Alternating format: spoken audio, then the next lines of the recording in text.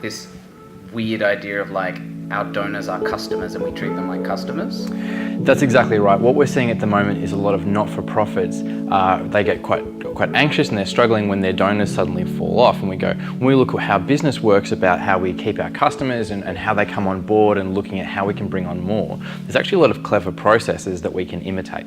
Okay, so when you are starting a BMC, what is your broad approach to thinking about using it in the first place? I tend to think about three things. I think about why is this desirable to our customer?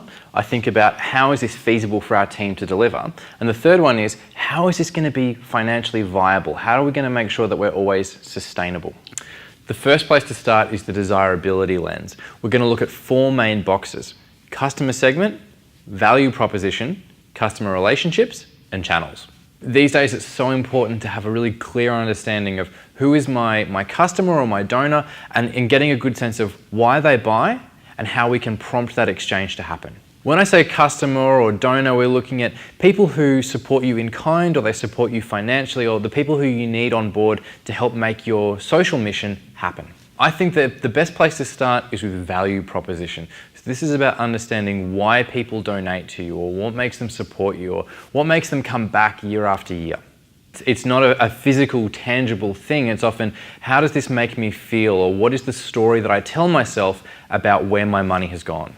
The activity I really like for this is called the 5 whys. And the 5 whys is where you say, why does somebody buy from us? And they say, well, they buy it because they want good quality coffee or whatever it may be. And you go, and why is that important to them? And then you get that answer and you go, and why is that important to them? And you go deeper and deeper, and you finally get to this point where you go, it just is. And then you go one layer back up, and that's your value proposition. It's about finding the underlying reason. So let's look at a case like the big issue and put it through the 5 whys. And you may ask your customer, why do they buy it? And they go, I wanted to help somebody. And you say, why is that important? And you go, well, because I believe that homelessness is something that is a big problem in society. And you go, okay, so why the big issue? And you go, because I like the idea of giving somebody a job. And you go, well, why is that? And you go, well, it's because I have this philosophy of giving people a hand up, not a hand out. And you go, why is that important? And you go, I just believe it. And you go back up one, and that's the value proposition. The common mistakes that we tend to see with value proposition is people being too simplistic and going, people want it because they like magazines. And that's not untrue, but that's the value proposition for every magazine out there. So we want a lot of clarity about what is the specific value proposition for something like the big issue that other businesses can't quite replicate. Another one is to get too hung up on what people actually buy. For an enterprise like a cafe, the value proposition isn't something as simple as coffee. It's about it tastes great, or it might be that it's instant caffeine, or it might be that it's a nice place that I can work for half an hour. What you can find is that 3 different people buy the same product for 3 very distinct reasons.